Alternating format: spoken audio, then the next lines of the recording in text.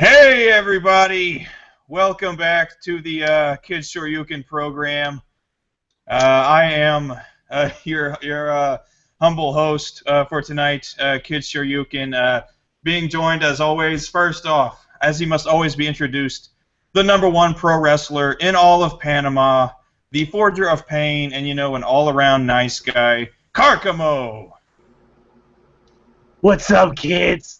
And welcome back to our third stream here in Kid Shoryuken channel. And I'm here with, Andrew. Oh, there's Andrew. And, I don't see him. He's coming in. Well, anyway, Andrew. And we're going to talk about survival horror, baby. One of my favorite genres on, video games, actually movies, everything. I love anything horror themed. And as you can see, the inspiration is in my face to be a pro wrestler. Okay, well, thank you for being here, guys. You are a very, very scary pro wrestler, sir. Thank you. I'll take that. I'll take that compliment. I mean, you're scary on the outside. Inside, I know you're really a very cuddly guy. I know that. I get that a lot. Well, like Carcamo said, yes, tonight is all about the survival horror. We're going to talk about some of our favorite games in the genre, favorite series in the genre, and in between each discussion, we're going to go ahead and take questions from the audience. So in the comments section, we're going to be monitoring that. So please feel free to leave comments, questions, anything for myself and Carcamo. It doesn't necessarily have to be related to survival horror. Just whatever's on your mind, throw it out there, and we will answer it. There's no taboos. None whatsoever. No Carcamo, you're going to answer any question you get, right? Really, my darkest secrets. Absolutely. Darkest, most, anything. It could be anything.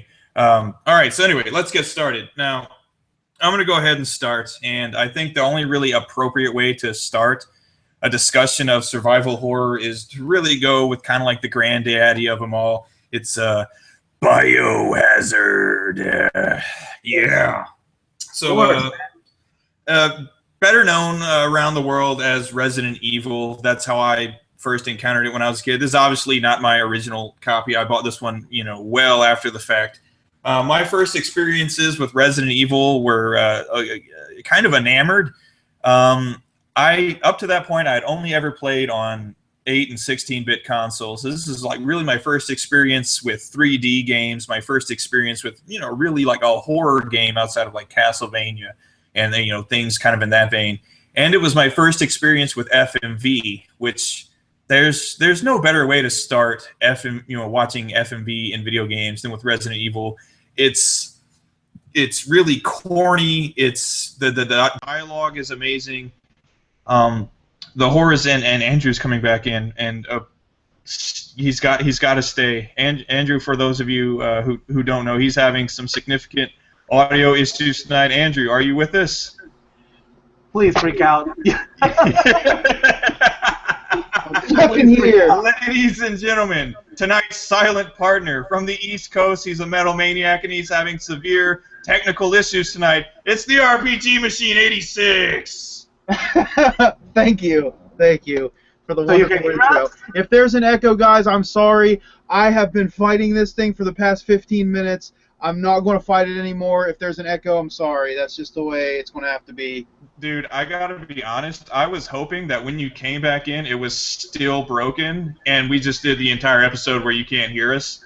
I'm glad that didn't happen. You have some friend here, Jim. I mean, when we were waiting for you and we weren't live, he was like, please have a freak out. Like, please have another freak out. Because look at the guys and you don't understand. Because I knew as soon as you came back in that last time, I hit the record button just hoping I was going to capture some gold. I was like, it's like, here we go. Let me explain our viewers what happened. The thing is, Andrew was, signing in, because obviously we have to be all three, signed in before we go live. And Andrew was having some technical issues. We could hear him, but he couldn't hear us. He tried like 2 times. The second time he tried, he just went like, yeah, and even I had to like, oh my God, my ears. And then like I told Jim like, hey, you know what? Let's do it. If he comes back, And Jim was like, please have a freak out. Like, please have another like, freak out. I was just like, my finger was on the, I was ready to hit the record button as soon as you pop back in. Anyway, we are getting started. Andrew, bringing you back in the loop. We're discussing Biohazard, aka Resident Evil, and I was just remarking that it was my first experience with like 32-bit 3D games. My first experience with really horror in games, and my first experience with almost most importantly FMV, which at the time when I was how old was I? Maybe 11, 12 years old the first time I played that. My cousins rented a PlayStation and rented a big long box copy of Resident Evil with it. And I was so fucking just blown away because it was real people in a video game, and then the dogs and it sucks because the U.S. version, the intro is edited, so you lose a few things. The Joseph Frost scene where he's getting killed by the dogs is extended in the Biohazard version, so there's more blood. He blows the head off of a couple of more of the zombie dogs and everything, so super badass.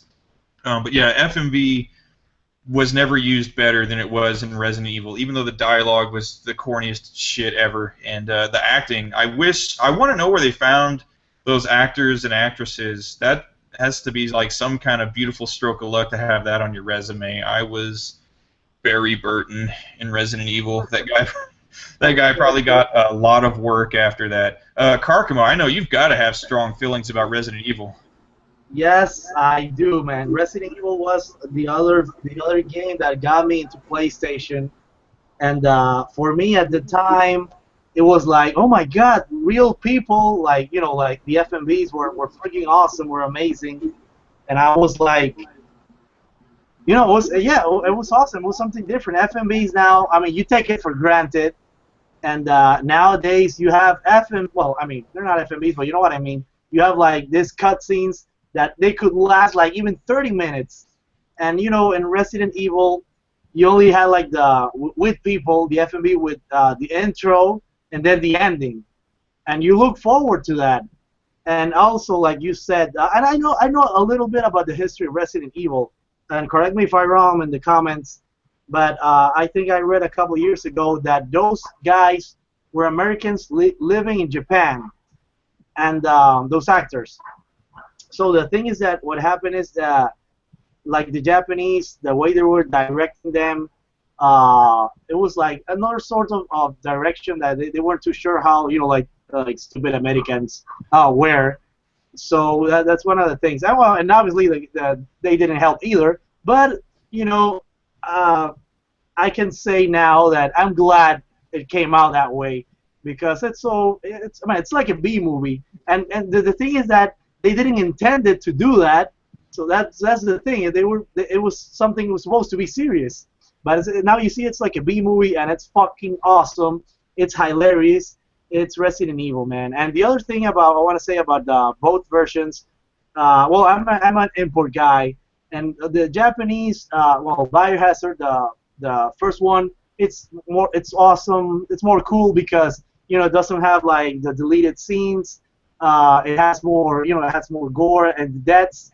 And in the American version, they censor the deaths. I mean, when you're playing and maybe a hunter cuts off your head, and it goes like to a white screen before you can see like the head roll off and stuff like that. And yes, man, really, I prefer Biohazard over the American version. I think Biohazard is a better title too. Like, really, when you think about it, Biohazard is just a sweet ass title, and it's more applicable like across the series. Like Resident Evil, really, I mean, the two words together don't make a whole lot of sense. I guess like it's an evil house, but the house itself isn't evil.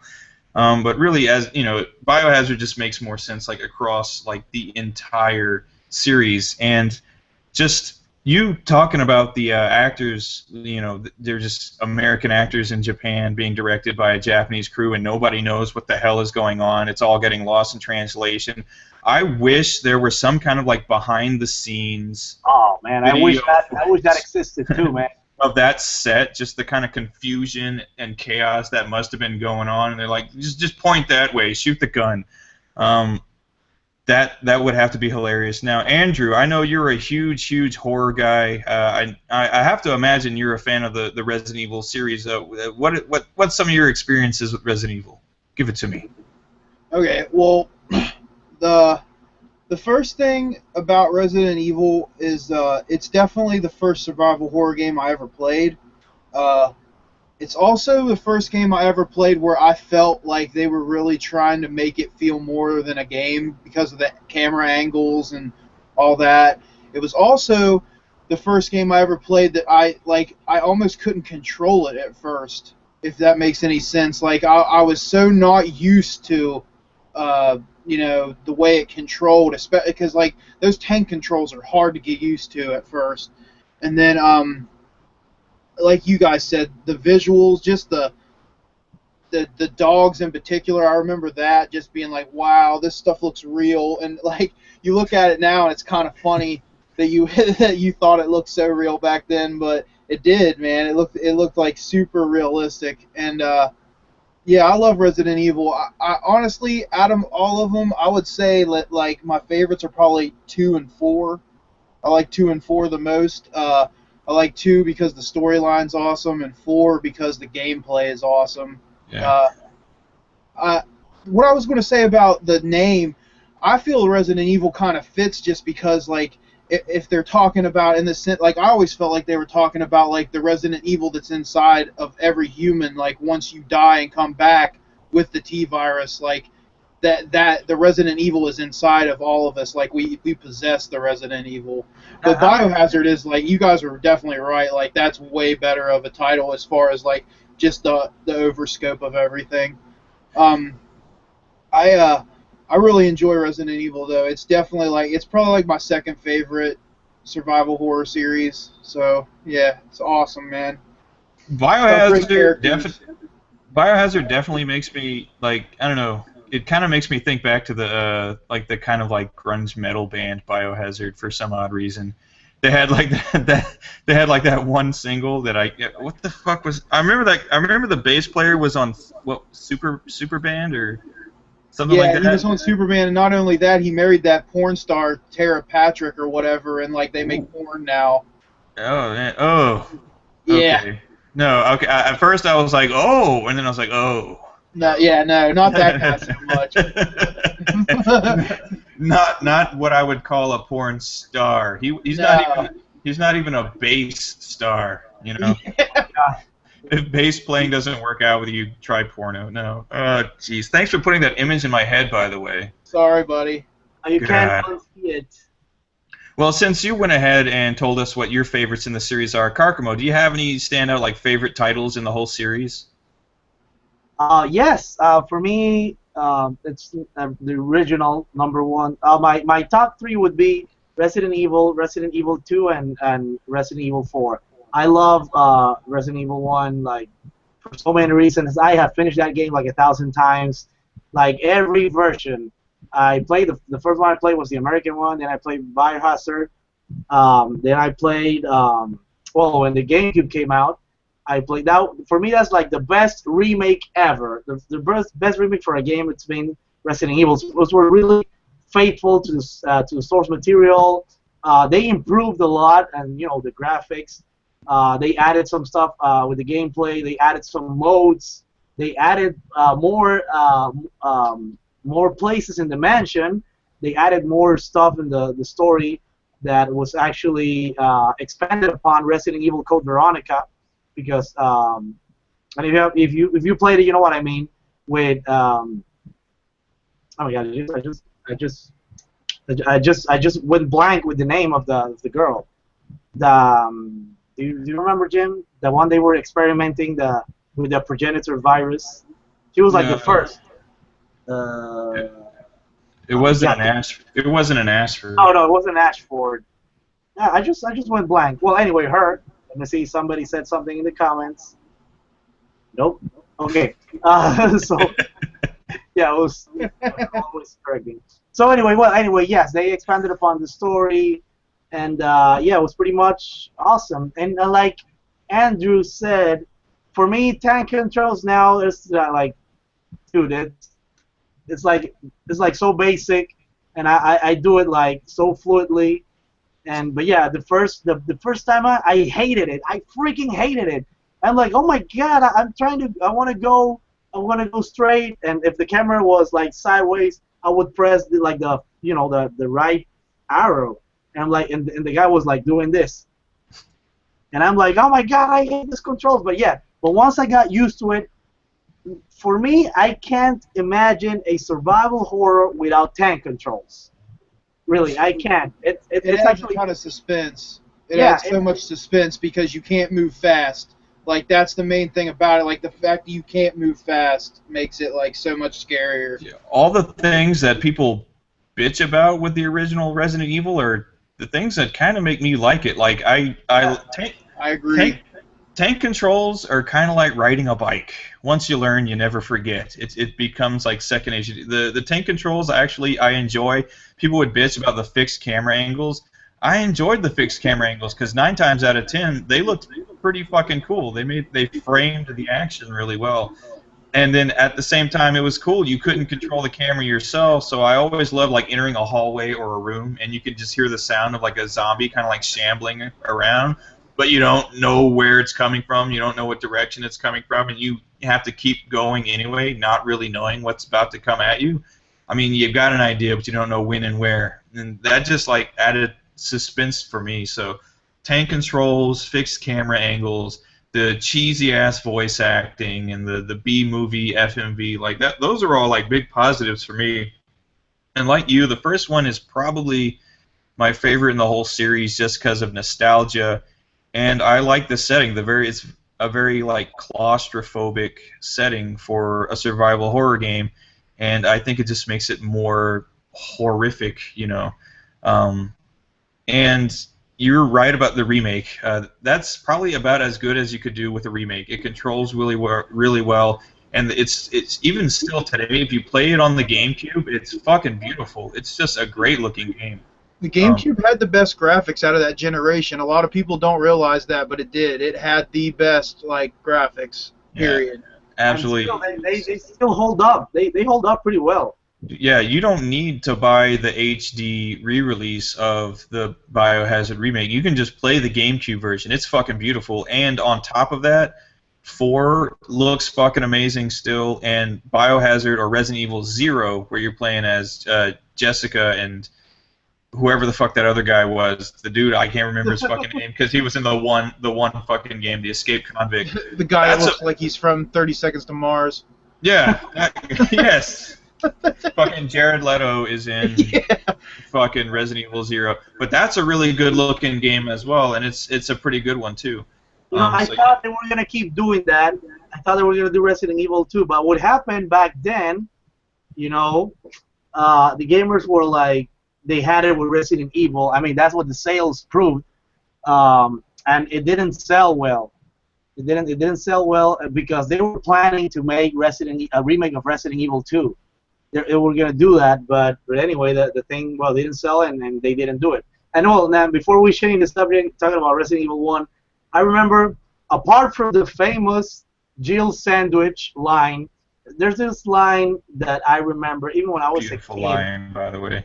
Yes, even when I was a kid, I was like, for me, that was more stupid than the Jill sandwich line is like, it's more infamous.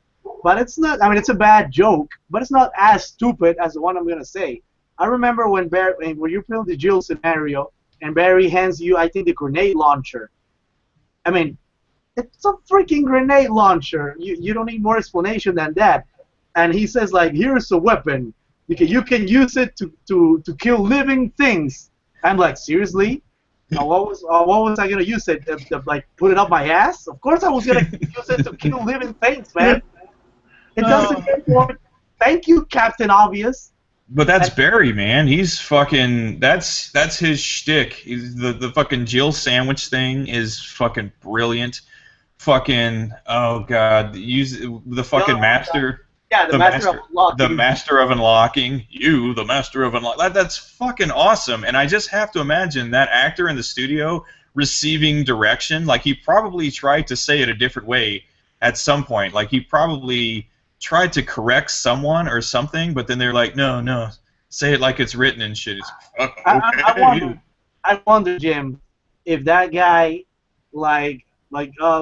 seriously, this is a weapon, and what else will you use like weapons? You use it to kill living things, and then the guy would be like, I don't know, I'm gonna do like apologize to Japanese everyone. Like, no, sir, you should do it. I don't know, man. Like you say, you should do it like the way it's in the script. Read the Rhine, like it's written. No, God, no, we're not. Okay, but yes, yeah, that's hilarious. So that's just shit rattling around in my head watching those little studio sessions go on and the absolute confusion that had to be generated from that. Also, classic Barry line: "You're not going to kill me." The fucking tire comes at him. Oh, that's beautiful. You're not going to kill me. Yeah, right on. Okay, so we're gonna come off Resident Evil, but really quick, I just want to know, Andrew, we'll start with you. What do you think of Resident Evil as it stands now? I played 5, and that's where I quit. I did not like 5. I understand they were trying to do something different with it, but they basically took every horror element out of the game and made it an action third-person shooter. Like there's nothing Resident Evil about it. It's kind of sad, and like I've heard that there's like one on the DS or something or maybe 3DS that's pretty good, and I've heard like some decent things about like 6, Revelations. I've heard some decent things about those games, but man, I don't know. I didn't like 5. It left a bad taste in my mouth, and I was just kind of like, I'm gonna put that on the shelf for a while and just play the old ones if I want to play a good Resident Evil game. Yeah, for sure. Karkamo, how about you? How do you feel about the Resident Evil series these days? It stinks. But anyway, okay, now seriously, okay, 5. I want to tell you my thing about 5. 5, Andrew, it could be pretty fun if you play with somebody. Because I played 5 like 3 times, and I actually enjoy it for the most part. I played it like the first time with an old ex-girlfriend, and it was pretty fun. Then I played with my best friend, and then I played it with, and all the time I played co-op was like split screen, because fuck that, I don't like shit. So anyway, so 5, and trust me, Andrew, if you don't like 5, you are going to despise 6. 6 is freaking awful, man. It's okay, awful. well, here's my thing I want to say real quick about that. I would like 5 if it was a Resident Evil game, but if I want to play a game something like 5, I'll go play Left 4 Dead, which is 1,000 times better than that. Yeah. I agree. That's just my 2 cents. Okay, no, I agree, but anyway, like I said, I probably like 5 because of the fun factor. That's why. As a standalone Resident Evil game, yeah, I know, man, it's lackluster. But anyway, like I was saying, 6, Andrew, you freaking hate 6. Everything, it's fucked up, man. It's like a Michael Bay movie, and I kid you not. You see, like, if you thought like Leon surviving stuff on Resident Evil 2 and then on Resident Evil 4. Like, oh my God, how did he survive that? You have to, man, 6. I'm telling you, Michael Bay shit. So anyway, the thing is that the story, it's ridiculous. Transformations are more ridiculous. Literally, there's a guy that transforms into a T-Rex, and I kid you not. And there's like 3 scenarios, and the thing is that it's so bad. It took me I don't know, more than a month to finish 2 scenarios. They have this one scenario that I haven't played because it's so bad. So anyway, there's a Leon scenario with this new girl that I don't remember what's her face, and they try to do like every scenario like do a little different. The Leon scenario, it's like kind of survival horror-ish, but it's the best one, but it's still pretty bad. Then it comes the scenario where you use like Wesker's son. Yes, Wesker has a son now, and you use Sherry. You know the little girl. Yeah, Sherry. Yeah. Yeah, she's now big, and well, she's with this guy, and I don't even remember Wesker's son's name. So anyway, that's that scenario. That's kind of action packed, and it has a little bit both of survival and action. Now there's this scenario with Chris and another guy. What's his face? that's the Call of Duty scenario.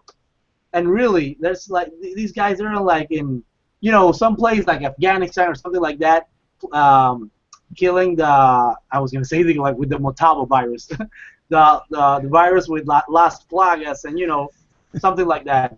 And the Uroboro virus from Resident Evil 5. And yeah, it starts really like a Call of Duty game. It's all like war and stuff. And I play that scenario, and I couldn't I couldn't stop. And until now, I still haven't played it. I haven't finished that scenario because it's so freaking. It's awful, man. It's awful.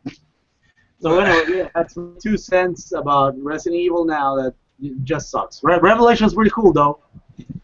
I've heard Revelations is cool. I am going to echo what Andrew said, though. I stopped at 5. That's when I stopped really recognizing it as Resident Evil anymore. I think with all these action set pieces, I think they're kind of drawing a little too much from the movies, actually. Which the films, the Biohazard films, they always do really, really well in Japan. They're horrible, horrible fucking movies, but for some odd reason, they make a nice, tidy bit of cash. I think they're drawing too much from those. If I'm not mistaken, originally Devil May Cry was going to be the next installation in the Resident Evil series, and they had to. It was too far removed from Resident Evil at that point. You can't really follow Code Veronica with fucking Devil May Cry, so they just changed it to a whole other series. Of course, I really like Code Veronica. Code Veronica's a good one as well. Code Veronica's awesome, man. That's an awesome game. I was gonna say that Onimusha was gonna be Resident Evil 2, but in Japan. I don't know if you knew that. I had an inkling. I didn't read anything like that, but just playing it, I'm like, wow, this is kind of like Resident Evil with samurais. Which I love those games. That's a sweet fucking series. I have to admit, I do like that. I guess let's kind of deviate away from Resident Evil for a little bit. Quick minute to acknowledge Roland Slinger in the comments section. He says, "What's up, guys?" Hello, Roland. Thank you for joining us. Journey. What's up, man? Journey Jaget Man says he can't hear us. Sorry. But anyway, we're going to move on and be sure to put your questions, comments in there, and we'll address those shortly. But we're going to move on to a next series of games. I'm going to pull these out. I don't know how familiar you guys are with this series. In Japan, it is referred to as Zero, known everywhere else, or at least in the United States, as Fatal Frame. Yes. I love these fucking games. Karkamo's got it right there. The Wii Fatal Frame, is it? Yeah, this is the Wii Fatal Frame number 4, I think. See, I didn't have time to pull any games out, but I love Fatal Frame. I've yet to play 4. I want to. I've got the first 3 on the PS2. They're fucking awesome.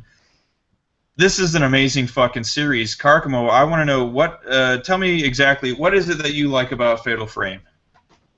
Okay, I'm going to say that Fatal Frame is, for me, the survival horror that to this very day I am scared shitless. I cannot play that game like over for 2 hours straight. I swear to God, man, if I can play that game during the day with people, and I'm still scared. And the cool thing about Fatal Frame that I like, for starters, Japanese culture with horror, it's freaking awesome, and they all do like Americans and worldwide, we all see that like the Grudge girls and stuff like that, but it's more than that. And anyway, the thing is that it's much more psychological, where American horror is much more visceral, and it's like about seeing things. That's what I feel like. It is, Andrew. I couldn't have said it better myself.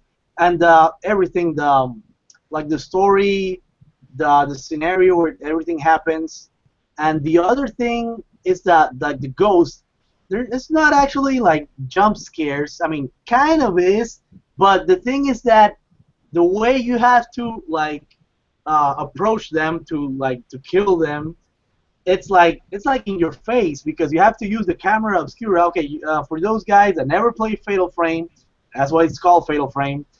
You use a camera. It's called the camera obscura. Like a photo camera, to take pictures and stuff. and it's like this old camera that has like the thing that looks like an accordion. And so yeah, it's this old type of camera, and it has magic. So anyway, you play in a third-person view, and when you have to you have to attack, you get into this first person, but it's not like any first person. It's like this up close first person, and you really have to like really get close up and personal with the ghost, and it's pretty scary, man. I'm telling you, everything about it, like the ambience, the sounds, the design of the game, it puts you in, and it's freaking scary, man. And it's really stressful at the same time. Really, that's why I say I play. And I'm gonna sound like a chicken, but hey, whatever, man. Go play yourself. It's like, really, I can't play for 2 hours straight, man. I'm like, I get so stressed. I'm like, oh my god. It can be very rattling on your nerves. I intentionally play those games alone in the dark just to get like the full effect. But again, those are games, like I said about the first Resident Evil, they're very fucking claustrophobic many times.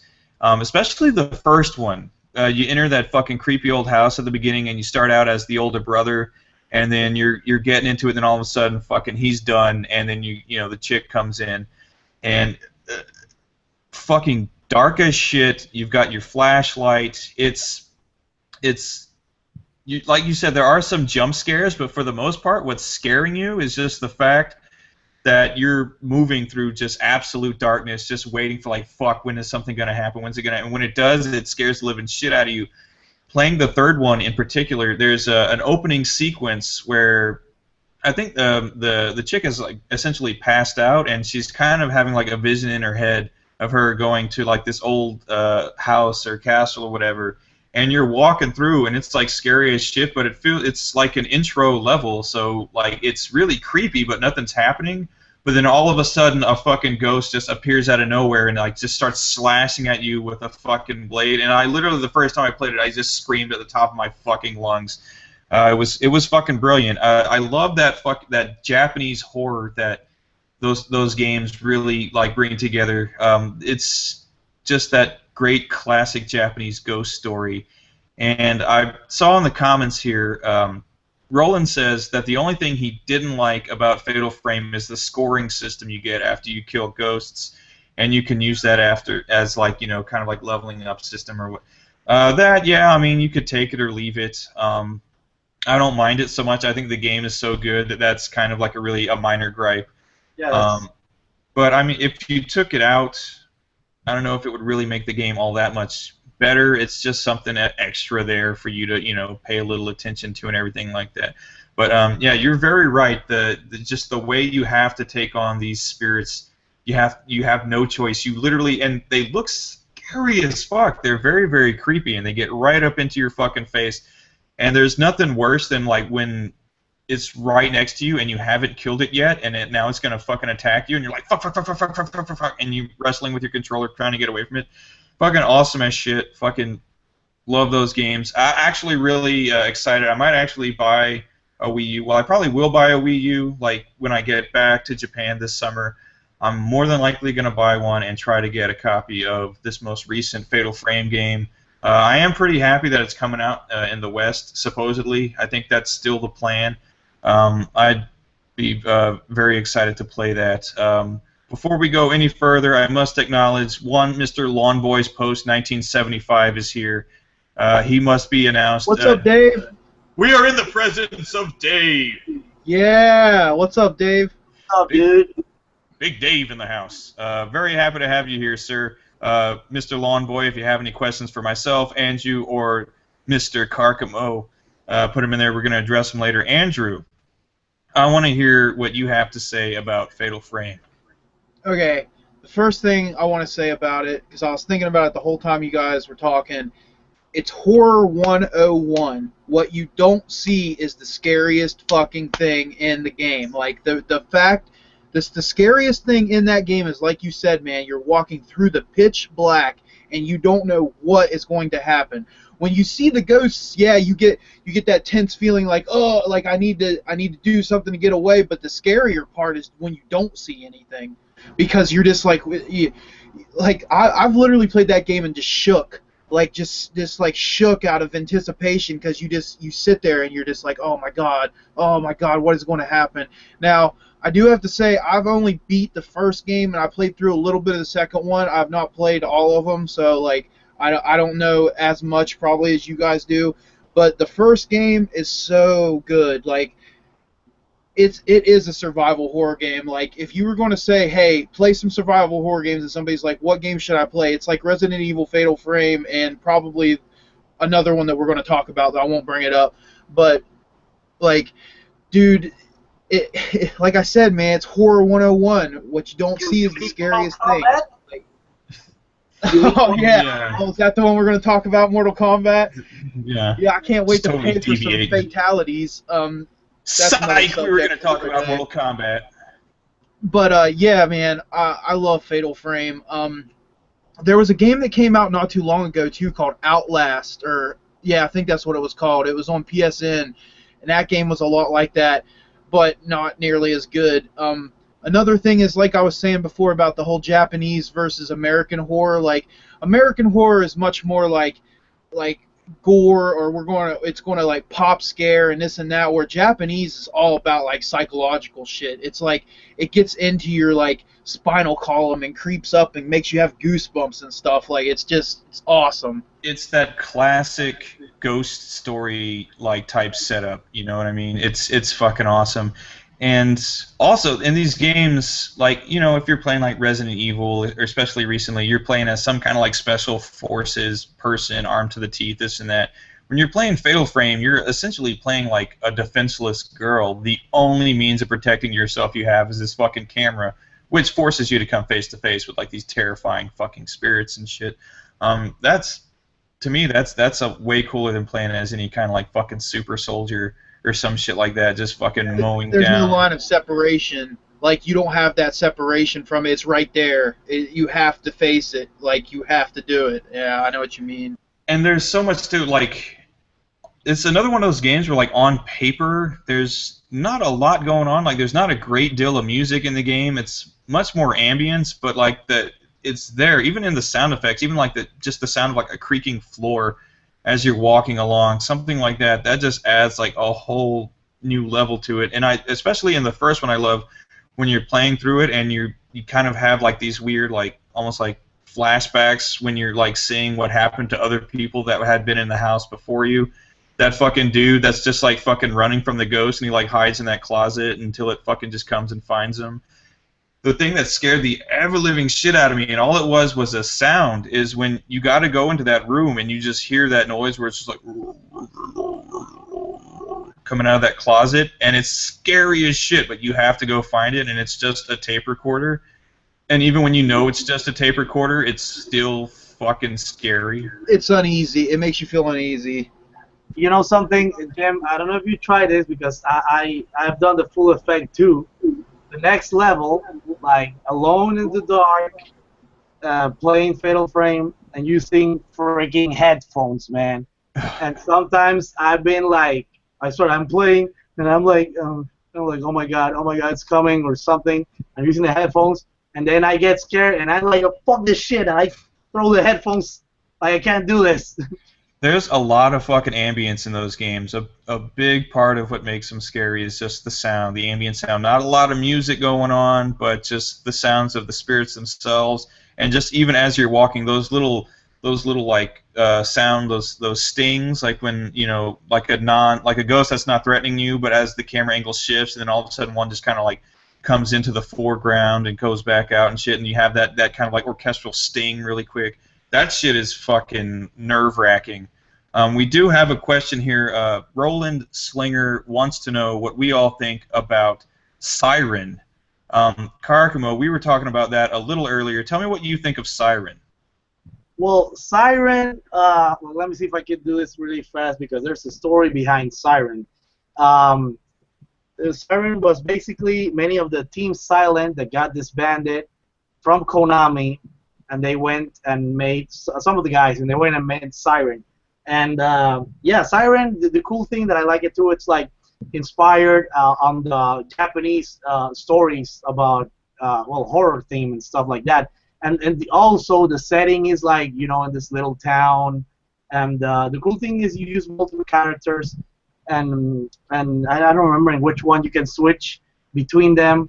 But it's also pretty scary, like the zombies, because they're not really zombies. They're like kind of possessed people. It's also pretty scary. And I mean, I'm sure we're gonna talk about Silent Hill, but those guys that made the first Silent Hills, I'm not talking about Silent Hills, the new one that they're not gonna do anyway. You know, I'm talking about, you know, Silent Hill 1, 2, 3, and 4. Um, Now those are the ones that started with the psychological horror in gaming, and they took that thing to Siren, and really Siren is pretty psychological too. The Silent Hill actually was the one that started to use like the sounds and the ambience to scare you, and it wasn't like jump scares. You were always expecting something that it never came, and that was the most scary thing about the first Silent Hills. And Siren is kind of the same thing. You're like, you know, like, oh my God, something's coming. I can hear it. Something's coming. You're always expecting the unexpected, but nothing comes.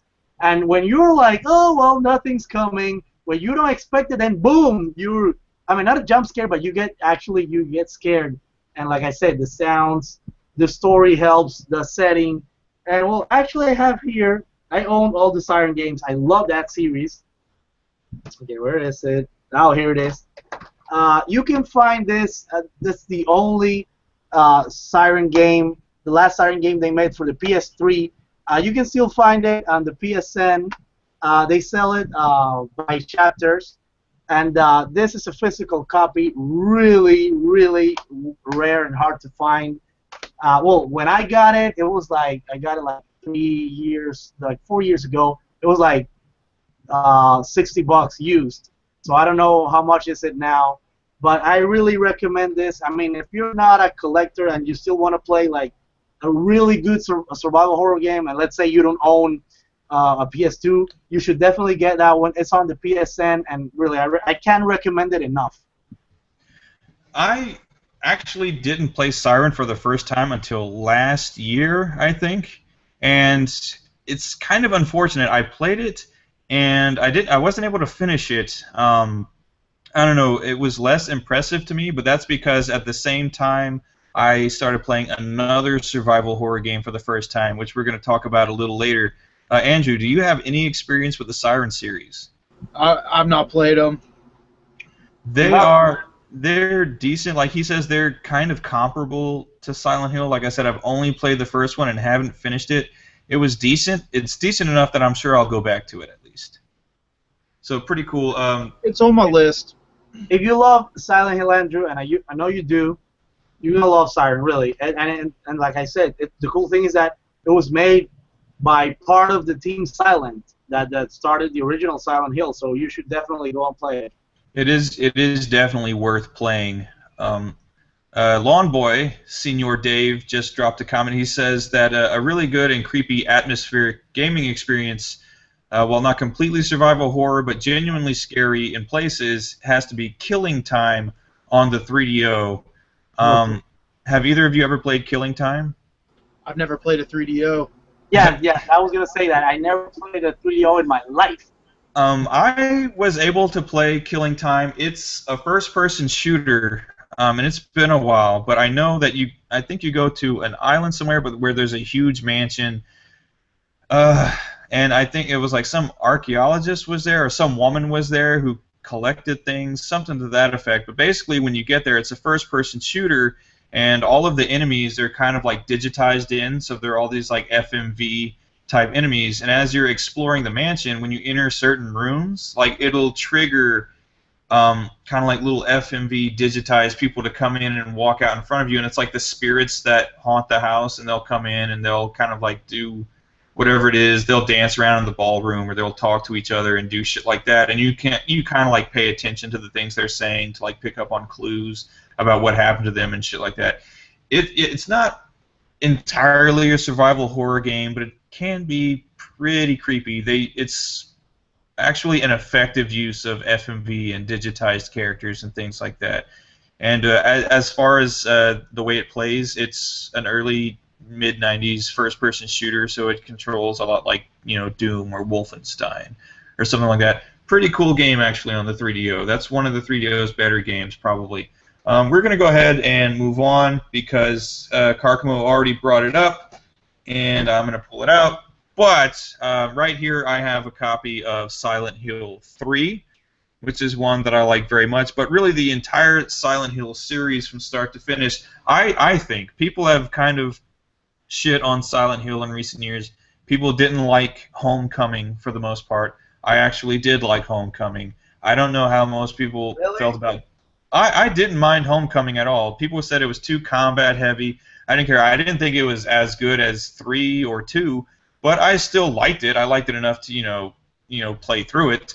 And I also like Downpour. People didn't like Downpour so much, if I recall correctly. I like Downpour enough, again, to play through it. I thought it wasn't that bad. Karkamo, I want to know, what is your favorite in the series? What is your least favorite in the series? Oh my god, survival horror, that's a genre, but I'm telling you, I can talk like for hours about each game. Silent Hill, it's my other favorite franchise. It's Resident Evil and Silent Hill. And no, to be honest, you know what? No, my favorite survival horror franchise, it's Silent Hill. And I'm gonna sound like a freak here, but I watch like Silent Hill videos like every day. There's this channel that's called Twin Perfect. I recommend it to you guys. They make this kind of a documentary about the creation of Silent Hill until up to this point. Like they covered every single game with detail. And I'm not saying like no, you should watch it, Jim, and change your opinion. No, what I'm saying is that well, anyway, they did that. It's called the Real Silent Hill Experience. And I don't know why, but every day I watch a little. I've seen it like 1,000 times, but I just love it. And they talk about the story of the game was made, and well, anyway, and how the series changed. And I want to say that because of things I'm going on, my own opinion. So the thing is that Silent Hill for me, I love it until number 4, and it's not because I watched that video. It's my own opinion. I think Silent Hill hasn't been the same since the original team got disbanded. When they went to win Siren anyway. And really, it has taken a lot of weird turns. Well, my favorite, it's Silent Hill 3 and Silent Hill 2. I love Silent Hill 2. And yeah, so the story, it's awesome in both of, well, anyway, both of those games. Also, like the gameplay. It was one of the first games that I thought Resident Evil was scary until I played Silent Hill, man. And it made me feel uncomfortable because when I played Resident Evil, I was scary, but when I played Silent Hill for the first time, I was uncomfortable. I was like, oh my god, what is this? And I sounded like Barry there. What is this? Mansion? Anyway, so just not to talk too much about Silent Hill, but I want to say my take on the games right now is that I respect your opinion, even though I think you're an idiot for liking, for liking Downpour. But what happened is with that hurts my feelings, man. I'm sorry, man, but yes, you lost some points with Karki there. What happened with Homecoming is that it's not. I don't mind the combat heavy, but it's that they took some of the stuff from the movie and made it kind of canon. That instead of the mist, it was like the explosion that happened. You could see like the steam cracks in the town, like it actually happened. That made me kind of pissed. The other thing is that they went kind of cliche with the story. What I did like is they brought back the whole the cult. I like that, but they went. My God, they went. Come on, Jim. They went hostile on Silent Hill. You know what I mean? Yeah, I They guess. did, man. They went hostile with Silent Hill, man. And that's the thing that will I because I gave Homecoming a chance. I did, and it wasn't like no, like Americans can't do Silent Hill. No, I wasn't thinking like, oh, let's give the American team a chance. And wait, they went hostile, and that's why I dropped the ball. Like, man, this sucks. So anyway, I tried again with the other ones, and then it came like Origins, and they were trying to help people with the story because I gotta admit the story for number one and the cult is it's convoluted. I mean, you understand it, but you have to play like 3 times to understand it. And they did Origins like to uh, like this is more simple and simplistic to you guys. And what they did is like they fucked up the story, and I don't want to get into that. So anyway, they did the other one was the one for the Wii, where it was a reimagining, and now there's no cult. There's no cult, and it's like it's they took the psychological thing too literal, and it was all on on Cheryl's mind. So nothing happened. And I'm like, what, really? Like, fuck you, man. What? So nothing happened. That so is kind of like. Yeah, it was. What So after that. Shattered Memories, right? Yeah, Shattered Memories. After that was it Downpour? No, after Homecoming came, and the Downpour was the most recent one. Yeah, it was, I think, Origins, Shattered Memories, then Homecoming. And after Homecoming it was Downpour, right? Yes. So I was excited because I'm telling you, man, Silent Hill doesn't get a lot of love, and that's my favorite horror franchise. I'm like, oh my god, Downpour, please be good, please be good. And they did a lot of things, like they tried. You know what's happened with the American team? Silent Hill 2 is like the most popular Silent Hill game. Like, for the most part, everybody loves Silent Hill 2. And I love it too, man. The way the story is told, it's awesome. But they want to do Silent Hill 2 all over again. If you really play Origins, it's Silent Hill 2. Really. The kind of what happens, it's Silent Hill 2. And the other thing is that, what else? It's kind of Silent Hill 2. Well, yeah, Downpour is kind of Silent. No. Homecoming, it's also Silent Hill 2. If you know, I want to explain really fast. What happens with the premise of all these games is that you have this character that he's like tortured by something he did, and he doesn't remember it. They all suffer from amnesia, and that was presented on Silent Hill 2, and then it got copied again, copy paste, and it happened with Downpour 2. There was he didn't have amnesia in Downpour, did he? Yeah, he didn't remember what happened. Remember, he went to Shepherd's Glen. Oh, I'm sorry. You said Downpour, right? Yeah, that's after he's the prisoner, the prison transfer. He's killed the guy in the shower. Yes, but well, when you finish the game, it depends on the ending. The guy could have amnesia. Okay, I remember. I think I finished it both ways, where you can, when you're the giant dude with the thing, you can either, you can kill the chick or you can not kill her, right? I mean, I don't know. Well, here it goes, guys. Spoilers. Spoilers. Yeah, spoiler alert. The other ending was that you did kill your son, and you didn't, all through the game, you didn't remember until the ending, because obviously he's like, no, I wouldn't do this because I'm a nice guy and whatever, and I love my son. I'll do anything to get my son, and you killed your son. So there you go, amnesia. Right. So there were 3 endings then, right? Yeah, there were like 3 or 4. 3 or 4. Okay. Well, I'm gonna throw to Andrew real quick. I am gonna say though, Stephen Wilds here in the comments section. Carcamo, I'll grant you all those points that you just made, and I'll say that I still thought both Homecoming and Downpour were still pretty enjoyable experiences, and Stephen Wilds agrees with me. He says Homecoming was fun and Downpour was great. Good man, Stephen. Andrew, being the Baron of horror that you are, I know you have to have an opinion on Silent Hill. It's my favorite survival horror series too. So me and Carcamo have that in common, definitely.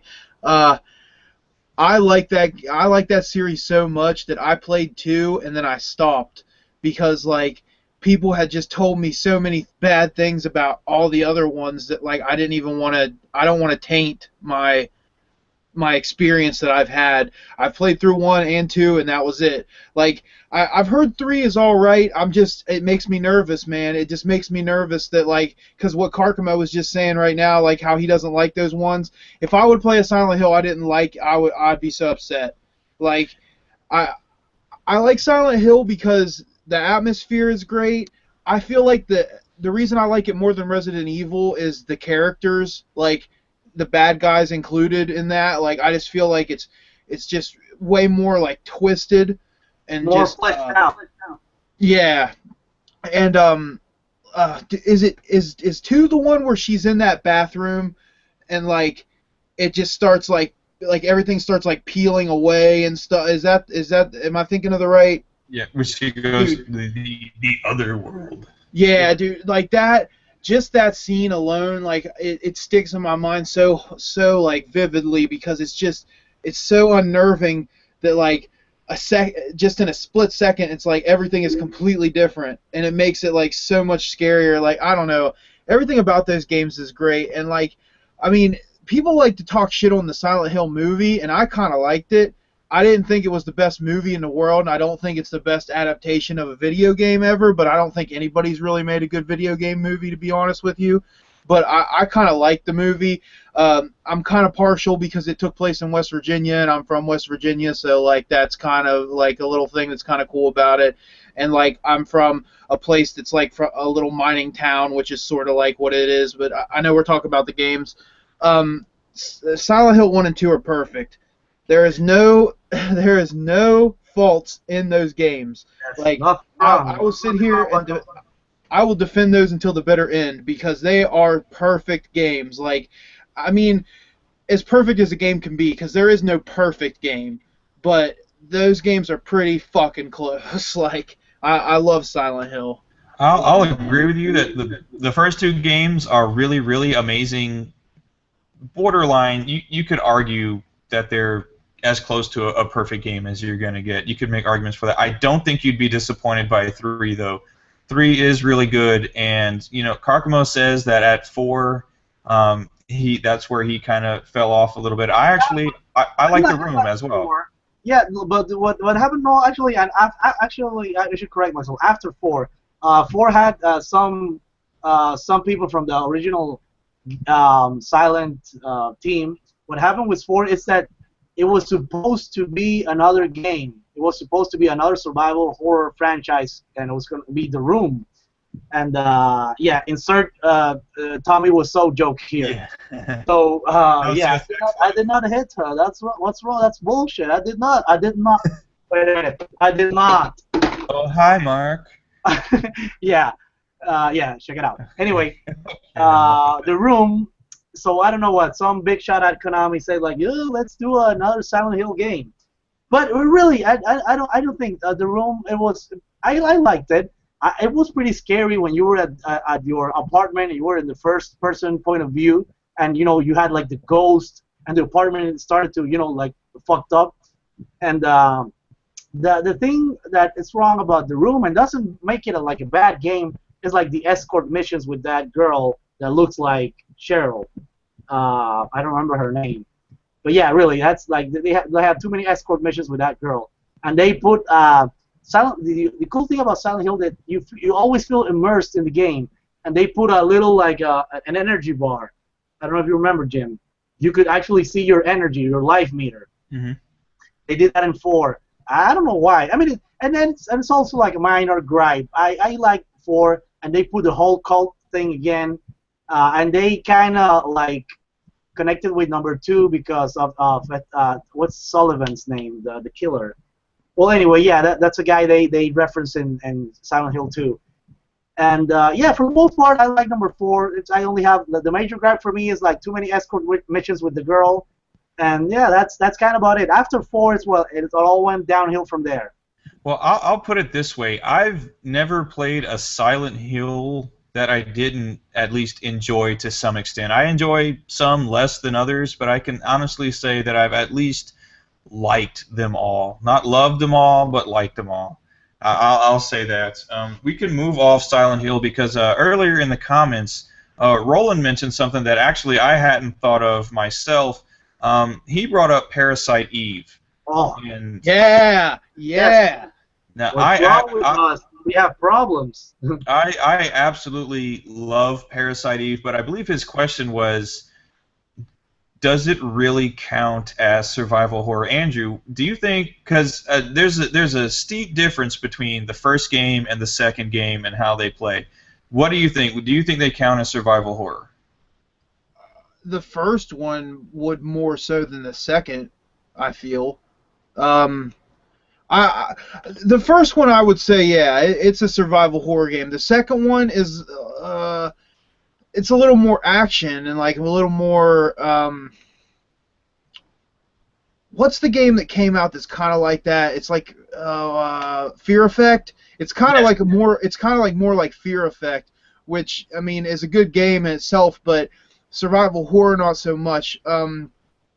Parasite Eve 1 though, that game is, I would consider a survival horror, but my survival horror like barometer or whatever you want to call it is like a lot more wide than other people, because like I kind of consider Left 4 Dead survival horror and people don't really consider it because it's so fast paced, but I just feel like it's a different take on the whole thing.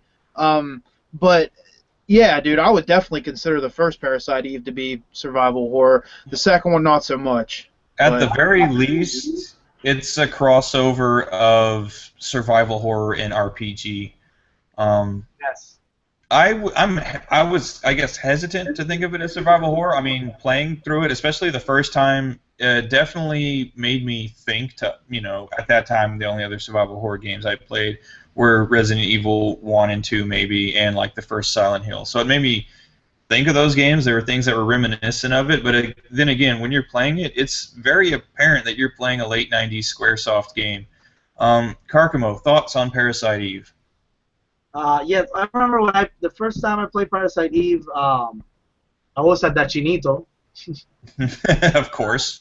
Yes, of course. It was PlayStation era, so Chinito and pirated games were the thing. I'm so glad the Chinito got brought back up. Yes. Yes, that's a staple. But anyway, yes, was in the Chinito, and I was playing. I saw somebody play Parasite Eve. And at the beginning, I didn't understand it because, I like I said, I got into RPGs because of Final Fantasy VII, and then I went back and played, Chrono Trigger and whatever. But anyway, yes, it was, the combat was kind of strange for me. And to be honest, I didn't play Parasite Eve like the first time it came out. I still played it like 2 years later because, I bought a copy from the Chinito for $5, and it was like sitting there on my DVD, my CD thing you saw the other day, and I'm like, you know what, I'm gonna give this a chance. And I already played, to that point I played some RPG, so I know how to kind of play an RPG, and yes, I enjoy it. Now the other thing I'm gonna disagree with Andrew, well, it's my opinion, it's my asshole. It's that I would call there's a thin line when describing a survival horror, because for me a survival horror has to have like some certain aspects, and let's face it, Resident Evil, they kind of invented the genre, and they're the pioneers, and survival horror name actually came from the Biohazard, from the Japanese version, that on the cover it says survival horror. But anyway, I digress. The thing is that there's so much things that it should have to be considered a survival horror. I don't consider Left 4 Dead a survival horror just because, thank you, Jim. Thank you, Jim. And that was the first time the term was there because of the Japanese. So anyway, because like I was telling Jim, and I was actually joking, I was kidding, but now that you brought Left 4 Dead, so that means that Zombies Ate My Neighbors should be as a survival horror game, just because it has like zombies and stuff like that, and Yeah, but man, Left 4 Dead it fills you with that panic, because like Zombies Ate My Neighbors doesn't nearly have the amount of enemies coming at you as like a Left 4 Dead game. Like the reason I consider it survival horror is because you're surviving horror. Like, I mean, by the definition, you are surviving horror. Like, there is so much coming at you at certain points, and it's just, it is overwhelming. Like, if you don't play that with an extra person most of the time, you get thrashed. Like, but it, like you said, it's opinion stuff, man. Yeah, I know. There's my a life is survival codependence. horror, man. I'm always surviving horror.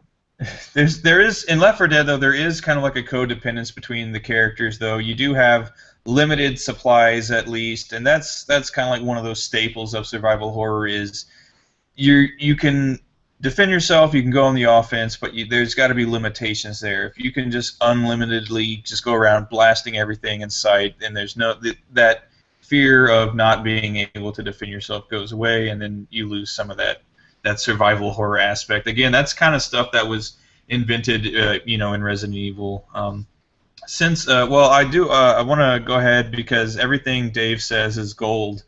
The first PE. Real quick, go ahead. Real quick, Parasite Eve. Did you guys ever play the third birthday or whatever, like the third one? Isn't that like for the PSP, right? Yeah. Did not. I haven't played it. I own it, but see, I was looking about getting that game because I have a PSP and I've been on a little PSP kick lately. I've heard bad things though. Yeah, I've heard bad things too. But go ahead. What did Dave say? Dave, a little nugget of wisdom. The first PE is survival horror, and the second one is bollocks. It should have stayed faithful to the first and was a wasted opportunity. Good old Dave, always dropping knowledge on us. Straight shooter. That Dave, he's a straight shooter. You can say that for him. And he also agrees with you, Andrew. Any game that pumps your heart and fills you with panic and fear counts as survival horror to him too. Yeah, like I said though, I'm not saying Carcamo's wrong. He has the right to have his opinion, dude, and I respect his opinion. I just for me, I don't know. It's on the borderline at least. I'll say that. But Dave is always right. So I'm gonna have to fight Dave because I'm never wrong, man. Well, I'm going to touch on something because you said basically Resident Evil invented survival horror, and more or less, yes. I mean, you could point to other things like Alone in the Dark, stuff like that. But, and I'm going to bring this up because Cargma, I know you've played it in a repro. Andrew, I don't know if you've gotten a chance to check this one out yet. Pre-Biohazard, in fact, it's my understanding that Biohazard was intended to be a remake of this game, Sweet Home, for the Famicom. Now, if you ask me, this is really the precursor of survival horror. They did what they could with 8-bit, so it has all the staples of a survival horror game. You have, you have your 5 central characters. If one dies, they're dead, they're gone forever. You have limited supplies, you're trapped in a mansion, there are monsters and creatures everywhere. You need to use your characters working together, you need to find items, keys to progress through the mansion. It's got all those horror elements, it's got all those survival horror elements that I think about when I think about really what makes a survival horror game. If you ask me, that's the real precursor to survival horror, is Sweet Home. It's a turn-based JRPG, because that's what they could do with what they had. You're not going to make a Resident Evil on an 8-bit system, really. Not any kind of convincing way, at least. So it's a turn-based RPG. It's a fun one. It's a very, very different one. It does have some pretty nasty visuals in it for an 8-bit game. Some of the creatures are pretty disgusting and very cool. The death scenes are kind of graphic and cool as well. And it's actually based on a pretty sweet movie. Anyone who hasn't, I recommend you can go here on YouTube and just look up Sweet Home, and you can find the entire Japanese film that was released in 1989, I believe. And I like it. I think it's a pretty damn good movie. Karkmo, now I'm pretty sure you said you have the repro of Sweet Home. Have you played it yet? Yes, I did. I did play it. Actually this year played it for the first time, and I was like, I'm gonna go straight to the game, no FAQ. Just want to get a first impression, and I liked it. And actually, I think they did a pretty good job because I did feel stressed too. The mansion isn't a mansion, by the way. It has like traps in it, and a few of my characters died, and you have to like remember or you have to take notes of the rooms. And you know, at some extent, I like that because you know that's how gaming used to be. In many games on the NES, you have to take notes, and you have to remember. You have to go back to your notes. Even sometimes games that don't include maps, I did like layouts of the doors and stuff like that. With, for example, Friday the 13th for the NES, I did like my own. Well, it had a map, but you know it was kind of confusing. But anyway, so talking about 8-bit, Jim, there's this game, and I don't know what's wrong with me today because I can't remember anything. Um, there's this game for the PSN that it's like a survival horror that's 8-bit, and it's pretty well done. I don't know if somebody remembers. Please tell me in the comments. I don't know if you played it. Have you played it, Andrew? Well, is this? I don't know what you're talking about. Yeah, no idea. Like, oh my god, I want to get the name, but I don't know what's wrong with me today. I can't remember anything. Anyway, I've not played Sweet Home either. I don't have it yet. I'm looking at. I'll get it eventually because it's one of those games I want to play. so there's this game that is 8-bit. It's on the PSN. I don't know if it's for the Xbox Live, but right now I don't remember the name, but it's 8-bit. Now, also the sounds and like the ambience, and you have to play that game at night too. And I just can't believe that I was actually scared by the 8-bit, you know, by the 8-bit graphics, but it's the way they pulled it off is like it's really clever. It's really brilliant. You should check it out. I'm gonna look for it on the on internet and to see, but you really have to check it out. You have to, and it's cheap too. It's like I think it's like $5, or if you have like PlayStation Plus, it was free. It used to be free. I don't know, but really, you should check it out. I mean, you can do awesome stuff. As long as, for me, I will always say that better graphics don't make a better game. That's for sure. Yes, if you do a pretty good job, We all agree on that. yes. I mean, I'd rather go back. For the most part, I'll always go back and play Silent Hill 1 or Silent Hill 2 than the newer ones. Same with Resident Evil. Now there's the HD thing that's pretty cool, but I'd rather go play like the original. And I always go back to director's cut. Yeah, very cool. Director's cut, and then if I'm going to play Resident Evil 2, like when the DualShock version. So I love like just playing through it, period, because that's an amazing fucking game. But then all the extra shit you can unlock, the extreme battle mode where you can run back through and defuse the bombs and shit like that. What was the tofu mode where you can play through as a huge piece of tofu? Yes, love that. And even if we're going to talk about that, Resident Evil 3, after finishing Resident Evil 3, and then you can play through the Mercenaries mode. Fucking, almost thought Mercenaries mode was as fun as the main game itself. Using which person when because they each had different equipment and shit like that. I love that. One thing I'll really give to Sweet Home, and it really kind of brought about early example of violence in video games, which the 8-year-old me really loved. Loving again, throw it back to Mortal Kombat. That's what this episode is really all about. But yeah, it seems weird to me that, like in the early '90s, when stateside, there's a big. I feel like someone should queue up "Test Your Might." Test Your Might. Sorry. Fucking greatest commercial ever. But it's when there was that big hoopla in the United States about violence in video games, and it's like on the news and politicians are discussing it. Meanwhile, in the 80s in Japan, you had games like Sweet Home, and you had games like Akira on the Famicom that had people getting shot in the face and getting their limbs blown off and getting fucking cut up and zombies puking on you and shit like that. I will always say that Japanese have balls, man. They have some balls. They especially when it comes to their media, they'll fucking the floodgates open. Just put whatever the fuck you want there. If you've ever seen a movie called Audition, you know how true that is. Oh my god, that is one of the most unnerving movies, and it's only like the last 20 minutes that really gets you, dude. Like, that should be like another topic for some other stream, man. Like talk about Japanese horror movies. Well, they need to make a game out of fucking Audition. That's what they need to do. I'd like to see how that plays. I wonder what the fuck would go on there. Like, you have to hold the bowl and you have to like maneuver maybe the Wiimote around so you can puke in the bowl and then feed it to your limbless slave in a sack. I think I just invented a new genre of video game. Actually, You did. Somebody pitches that idea that's watching the stream right now. Another big announcement. Great man. Dahmer's Cool Stuff is here.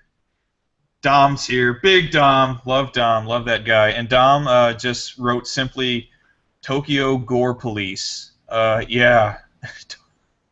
Tokyo Gore Police. Awesome. I got that tucked away in a box somewhere. That's going to leave some lasting memories on you.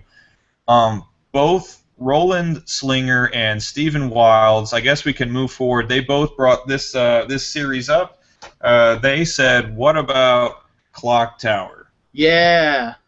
Clock Tower is awesome. Andrew, you obviously have an opinion about Clock Tower. Let me hear it. Okay. I didn't play Clock Tower until I was probably in, I want to say high school. I emulated it. Ooh. Criminal you.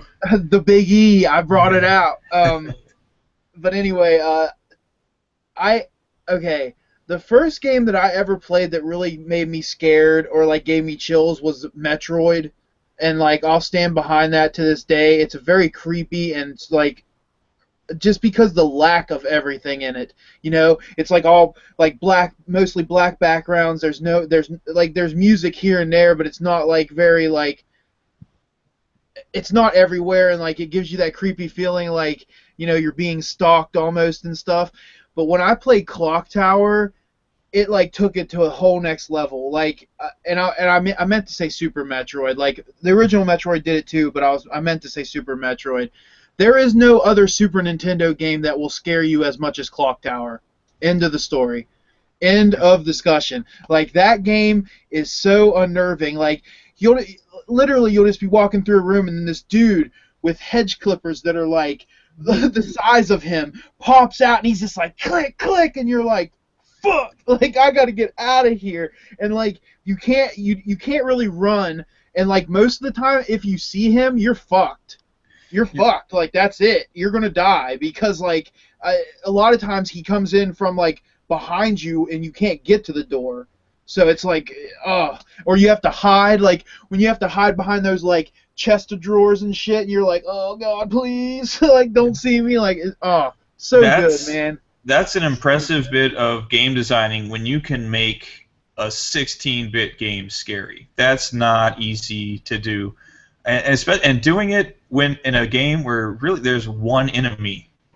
There's one enemy in the whole fucking game. I mean, there are, like, traps and things in the game as well, but really, for the whole game, there's one enemy, and you're just in the back of your mind, you know it could pop up anywhere. I mean, it's so cool because every time you play through the game, it's really a different playthrough. The game has, like, I don't know how many fucking endings, like 12, 13 endings or something like that. There's so many rooms in that house, too.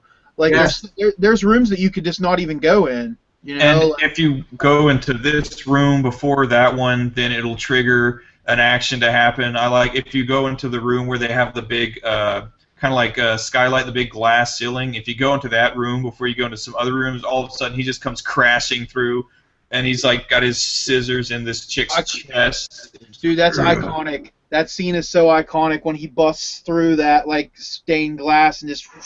Yes, that scene, or if you go into the bathroom first.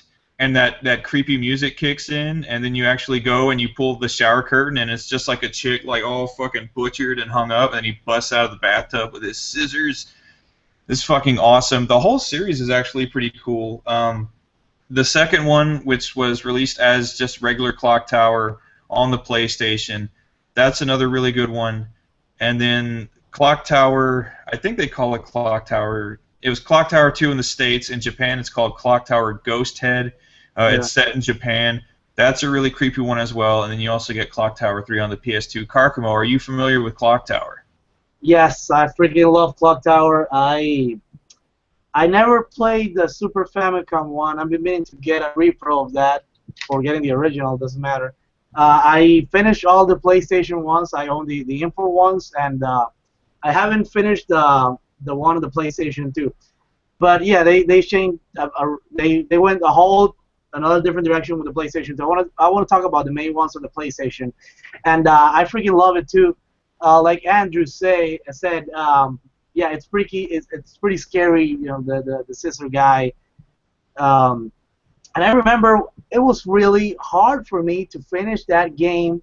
You know, to get like the good ending, the best ending possible, because everything you do affected. The other thing is that you had to like save other people on the PlayStation 1, the first one. Yeah, that's cool. That's the one There I he was. is. So yeah, you had to save other people, and it also depended on you couldn't like take very long, or depended if you went to this room, or you had to get an item, and they had like really cryptic stuff too. And yeah, that was a pretty cool series. I remember, but to some point, it was kind of funny because on the place, I don't know if the Super Famicom version, on the PlayStation 1 version, the first one, you when the guy was close to you, you had like a little window of opportunity to press, I don't know if it was X or something, and you could like kick the guy's balls. Yes. Yes. And the Hit guy your was like, panic oh. button. And it has and some of the traps were kind of funny too. And literally the guy had like some pratfalls and stuff like that. And sometimes what happened was like, if you were, let's say you were in a room and the guy came and the room had like, you know, just one entrance, you know, the entrance and the exit was the same door, and like you had to kick him in the balls or whatever. Then you go out, and if you take like, and even not very long, then I forgot the music, but whenever I hear that music, I was like, oh my God, here he comes, and I got really stressed again. And you hear the music, and then the guy opens the door, and you know he comes right back at you. And but yeah, anyway, I have great, awesome memories of that game. You know, it's a point and click game, and it was still pretty cool, man. Yeah, I'll just say that if you can make a 16-bit point and click game with one enemy in the whole game scary, that's pretty fucking impressive to me. The whole series, I think, is pretty rad, though. I don't want to. I'm sorry. I don't know if you want to talk about number 3, Andrew. Oh, I just like it a lot. I love the back. It says, "Behind every shadow lies your darkest fears." That's sweet. Good tagline. Yeah. That's a good one. I just love the whole series, man. I like all of them. I've played all 3, and I like them a lot. I think they're really good. I'd say like it's a tie for my like 3rd favorite horror series between it and Fatal Frame. Like I kind of balance the two out because like they're not that they're like similar really or anything, but it's just like hard to pick between them. Very different games, but both very good and very, very creepy in their own unique ways, for sure. They both do a good job at building the tension, is what it is. Neither one has an overabundance of like gore or action sequences or anything like that, but it builds tension just because you know something is there, but you just don't know when it's coming. And that's pretty cool. They both do that really effectively. Dave wants to know, has anyone here played Alien Isolation? Because I haven't. No, I haven't. I haven't played. Yeah, I have. Tell us about it, because Dave wants to know your thoughts on Alien Isolation. It's fantastic. It's probably the best survival horror game I've played in like the last, like maybe 10 years. And like that's not a very deep field, but that's not a very deep field, by the way. Very much so, like Clock Tower, in the sense that like if you see an alien, you're pretty much fucked. Because you've got no weapons in that game, like, for the most part. And, like, you'll be hiding in these lockers, and the alien will come in and start breathing, and it'll get closer and closer, and then just, like, rips the door off, and you're like, fuck! Like, I have had to restart that game so many times. Like, so many times. Yeah, it's great. It's worth the money. Like, it's worth the $60. I didn't personally buy it. I played a friend's copy, so, like... but I would pay the $60. If that says anything about the game, like that should say a lot, because I don't pay $60 for many games. So. And geez, I see you in the comments there, Carcamo. Of everything you're naming in here, I will say that I have played Alan Wake, and I did like that one quite a lot. Alan Wake was super cool. Survival horror, yeah, but it was like a survival horror action game, and really cool premise with the use of light and running for the light to kind of like, you know, get your safe zone and kind of having your ammo and your batteries and everything like that. You a fan of Alan Wake there, Carcamo? Yes, and I mean, I'm not an Xbox user. I got Xbox when I started collecting, like, you know, 5 years ago or something. I never and I was looking for survival horror games. I started playing Condemned Criminal Origins.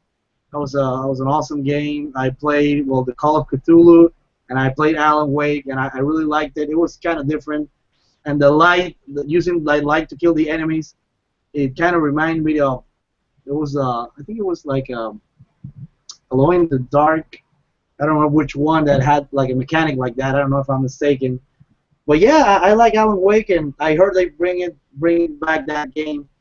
And really, man, survival horror, like I said, man, we could do this stream for hours. There's so many good games that we haven't talked about. We haven't talked about the GameCube ones, like Eternal Darkness. That's exactly what Stephen Wilds here said. He wanted to hear a little bit of Eternal Darkness. Andrew, tell us about Eternal Darkness. Okay. When the GameCube, PS2, and Xbox 360 came out, I got a PS2 first. I pretty much was like, you know, I almost was like, fuck Xbox and GameCube, because, and I'm saying, don't jump me, everybody, but I'm saying this because it's my opinion, but I feel as though I kind of got burnt on the 64. I love the Nintendo 64, and it's got some great games, but for me personally, there's no RPGs. You know, there's just... Andrew, don't apologize. I mean, come on, we all know it's true. Any gamer out there, yeah, we know it's true, man. I went for the PlayStation because of 1,000 reasons, and yes, no RPGs, no good survival horrors, yeah, no, you know. Okay, so that out of the way, like, I was like, fuck GameCube, fuck Xbox. Well, I played Halo one time, and I had to get an Xbox. I went to a friend's house, and he was playing the remake of Resident Evil, and like Jim and Carcamo were saying, the graphics are so beautiful in that game. It took everything that was pixelated and like just a little bit harsh to look at and made it gorgeous, like gorgeous. And I bought a GameCube, and the day I bought my GameCube, I got the remake of Resident Evil and Eternal Darkness. Both of those games are fantastic, and Eternal Darkness is really cool because some people like to shit on that game because like the controls are, again, like kind of harsh at first, and like some people don't like the mechanics, like because you like your character can go insane basically, and like some people I guess are like pussies. That's the best way I can put it. Sure. And they can't deal with it. But Eternal Darkness is fantastic because not only like I'm a pussy. No, you're not. But Eternal Darkness is so good because it's got that creepy atmosphere, and like this, it's so story driven. Like I feel like it's got one of the better flushed out stories as far as like survival horror games go, because like, I mean, don't get me wrong, other games have great stories too, but like I feel like sometimes in horror games especially, there gets to be like certain points where the developers are kind of like, what should we do next? And you can feel it a little bit when you're playing games. And like I didn't feel that way with Eternal Darkness. Like it's great, man. I can't go on about it anymore. Like it's awesome. Like so good. So good. All right. It fucks up with your head, man. They went psychological too. I mean, everybody knows. Even if you haven't played it, it's really famous. One of the, it went with that joke. Spoilers. With the thing that was fucking up your memory card. Yes, yeah. And I bought it, man. I bought it the first time. I was about like oh my god. Well, anyway, okay. Let me explain if you guys don't know. So the thing with Eternal Darkness is that you have this sanity meter, and I don't remember. I have to play Eternal Darkness again. I don't remember what happens. Excuse me? It's a little hard to go back to. I'll tell you that right now. Really? Like It is? a little bit. Like I like it. I love the game, but it is a little hard to go back to just because of like advancements. But go ahead and finish what you're saying. Okay, yeah, I have to give it a try. Yeah, some games don't age well. Anyway, I don't remember if I don't know if you remember, Jim or Andrew. How do you have to keep your sanity meter up? But anyway, when you lose your sanity meter, the game fucks up with you. Like the camera starts like to roll, the characters out of the blue loses the head, and stuff like that. Really cool stuff, and it was different at the time. Well, actually, I haven't seen stuff like that anymore. So there's this one infamous thing that happens. Like you're playing, and then the game glitches out, and it says like all your files in your memory card are erased or error, but it's in a way that it's pretty believable. And it goes into this blue screen like like PC stuff, and I was like, oh my god! And sometimes that when there used to be memory cards, when I feel like something's gonna happen, I just turn the console off, because I don't want to lose my data, and then you realize that it's the game effing with you. And so yeah, man, Eternal Darkness, I have awesome memories of that game. Definitely very unique in the world of survival horror, for sure. All right, so since we're kind of coming up on a little bit of time here, we got a lot of questions and such. Basically, I have, what do I got here? 3 games. Okay, if you, do first, Jim, but if you let me, I just want to talk about, oh my god, I freaking love survival horror! I want to talk about, no, you first. I just want to say that I would like to talk about, oh my god, okay, let me choose. How many can I choose? As many as you want, I guess. I was just gonna burn through 3 real quick, hit some more questions, and then bounce. But if you got something you gotta say, man. I'm gonna choose 3. But go ahead, Jim. You first. All right. So I got 3 here. I'm gonna grab them. I guess each of us can do a quick spiel on it. All right. So first up, Dino Crisis. Thoughts on Dino Crisis, Andrew? It rocks. I'll leave it at that. Dino Crisis does rock. Resident Evil with dinosaurs, it's fucking perfect. Exactly. Yep. Fucking beautiful. Carcamo, Dino Crisis, thoughts? I was gonna say the same thing. Resident Evil with dinosaurs. You can't get more cooler than that. And yes, Dino Crisis. They did a 3 or not? Because I don't remember. I only played Dino Crisis until Dino Crisis 2. There's Dino Crisis 2, and then I don't know if it got released in the States, but in Japan, if you recall, there was a Resident Evil Survivor, where it was the first-person Resident Evil game. In Japan, you could play it with a light gun, and they released a couple of sequels on the PS2. So there's Gun Survivor 2, and I think that's like a Code Veronica Gun Survivor game. So it's like a light gun Code Veronica game. And then they released a 3rd one, and it's a Dino Crisis one. So it's a Dino Crisis light gun game. So, but yeah, I think we're all in an agreement here. Dino Crisis is kick-ass. It's Resident Evil with dinosaurs. That's pretty fucking awesome. All right, next up on the list, Andrew. I don't know if you've played this one yet. Me and Karkmo had a minute to talk about it. It's Ku-on, which is pretty fucking sweet, classic Japanese ghost story type shit. Karkmo, thoughts on Ku-on? Well, Ku-on reminds me a little bit of the. That's just one other game I wanted to talk about. It's. I don't know if you'll tell me if I'm pronouncing it right. Yuan, right? Yeah.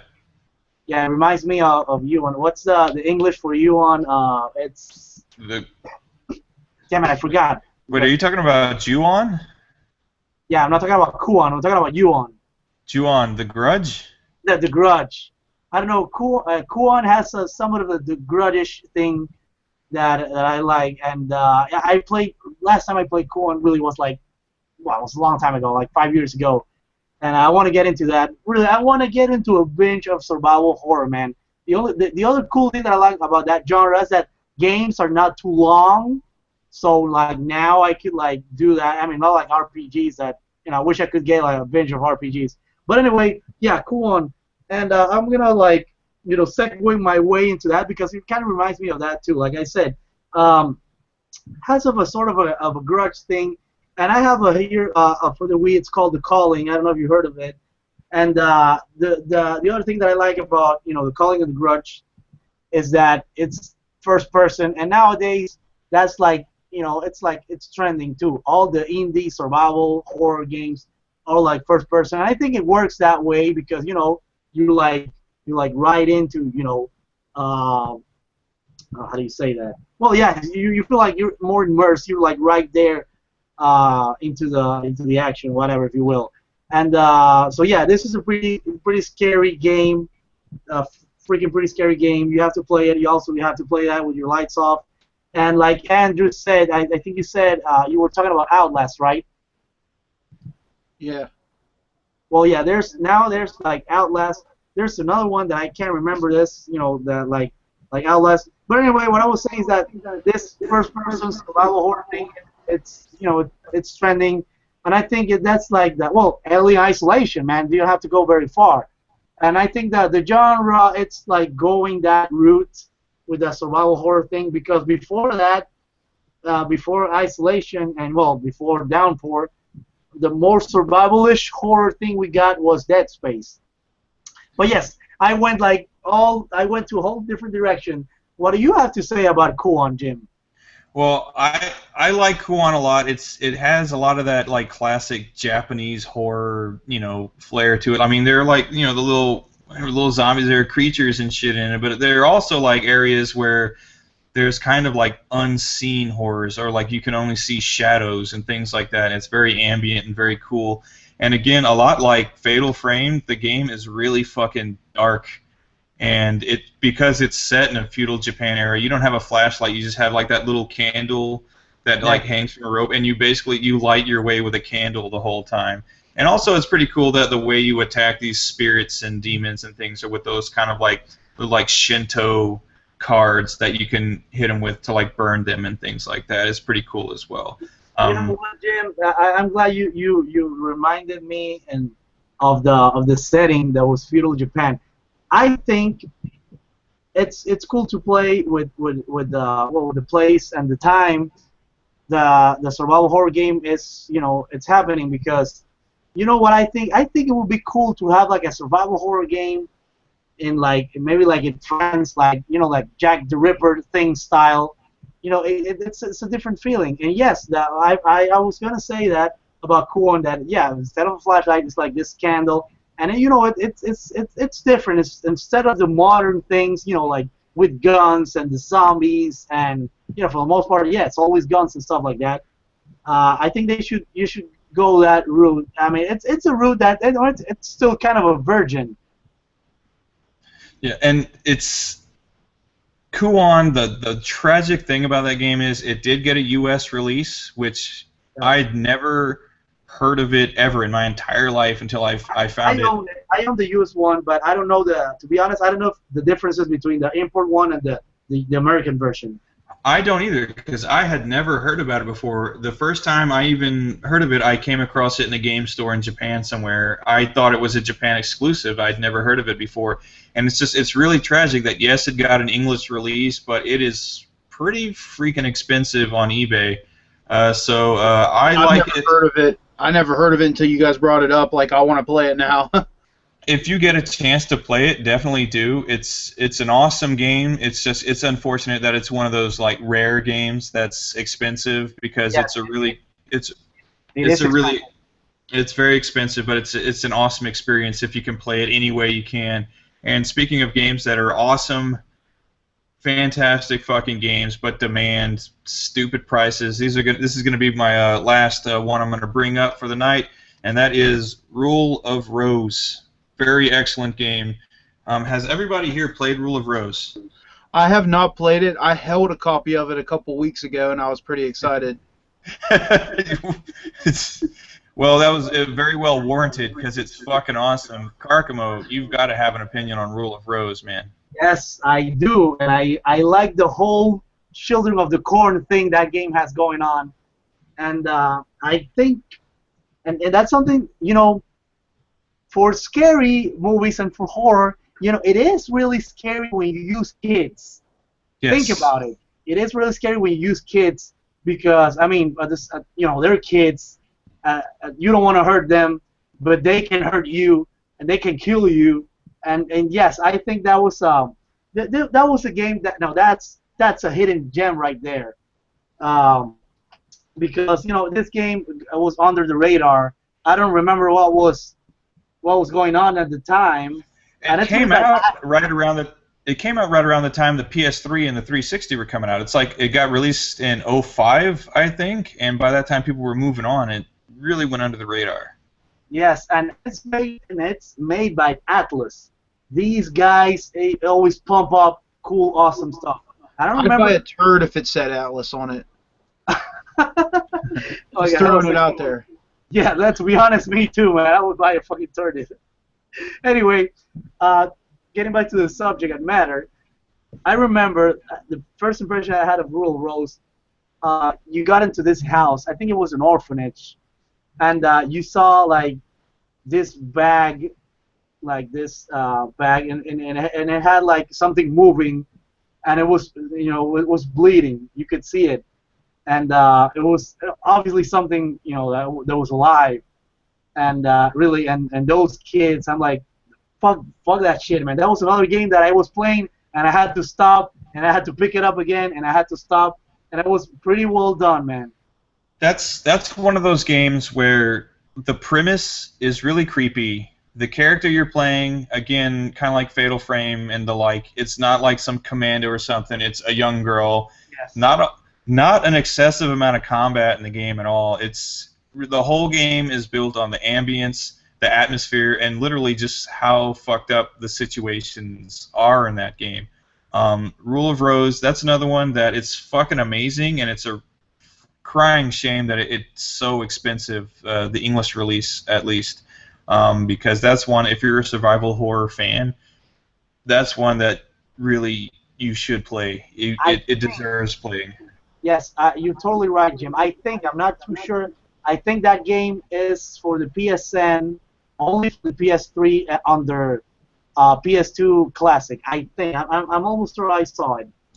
If that's the way you got to play it, go for it. I mean, really, any way you fucking can. It's $9.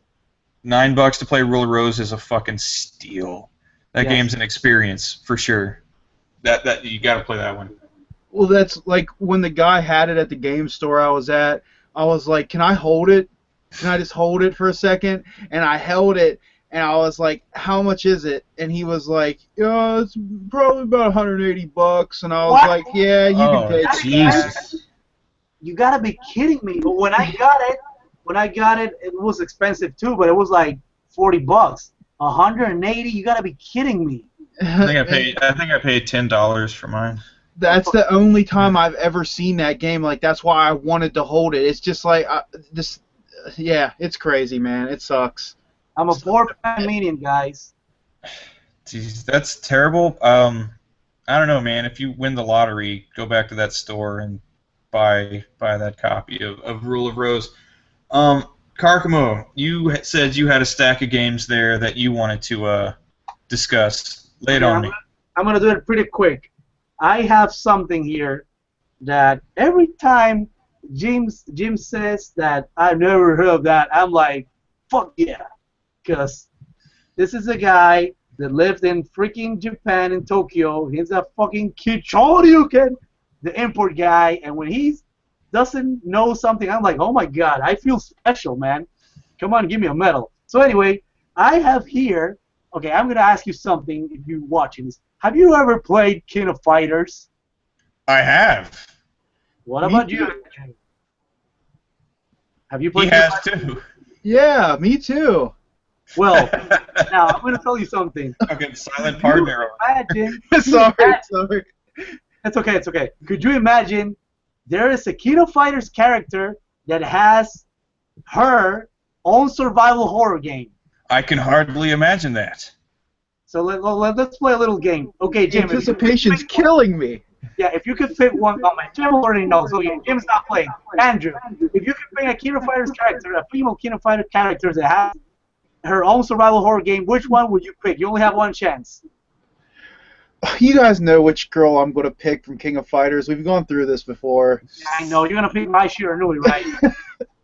I can't get over those boobies, dude. Well, anyway, it's the most innocent character, Athena. She has a survival horror game. Yes, and dude, it's now this game is pretty rare. Try to look for it on eBay, and you probably won't find it, or if you do, you will find like one listing. It has 3 discs. It's a long survival horror game. 3 has, discs of power. Yes, I know. I've been meaning to do a review of this. You know, maybe for Halloween, guys. I'm gonna make you wait a couple of months. Do it, because I've never even heard of it. I've never seen any gameplay. I don't know anything about this game. I'd watch it. I'd watch it. Yeah. So anyway, thanks, guys. So anyway, yeah, it's a pretty rare game. It's weird. I mean, it's so real to think that you're playing as Athena, you know, and it's a survival horror game. And yeah, she's in the classic, you know, the classic school uniform. And you find like dinosaurs and zombies. It's really weird. I've never finished like disc 1, but I played it because you know I was freaking curious when I got it. I got it right away. I started to play it, and I can only say now that it's weird. I can't say too much about it. I have to play a little more. So anyway, I want to talk about that. Now I want to get into PC because I haven't forgot about PC, and this is another weird game. It's a point-and-click adventure. It's called. We talk about. It's called Harvester.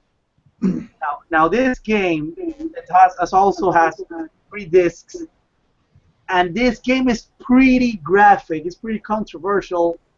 You can literally kill kids. That's my interest is piqued. Yes. The question is, can you defile them afterwards? Well, anyway, It's not a bad question. You can kill kids in a pretty gruesome way. The game is pretty graphic. Like you can see like gore. And the other thing about this game is the graphic. So it gets worse because it's digitized graphics. You know, like the first Mortal Kombat games. Right. And when you kill people, you see the actual people getting like their limbs, and you can see like the guts coming out and stuff like that. So anyway, well now, apart from being a point-and-click adventure, I'm gonna say really quick the premise. You're this guy. You woke up. You have amnesia, by the way. You don't remember what's happening, and you wake up in your place, and your mom keeps talking to you, and like your brother, and you're like, oh my God, like who are you? You don't know where you are. You don't know who your family is. The only 2 people in the town, is a small town, by the way. The only 2 people in the town that remember everything. I mean, no, that don't remember anything is you and your girlfriend.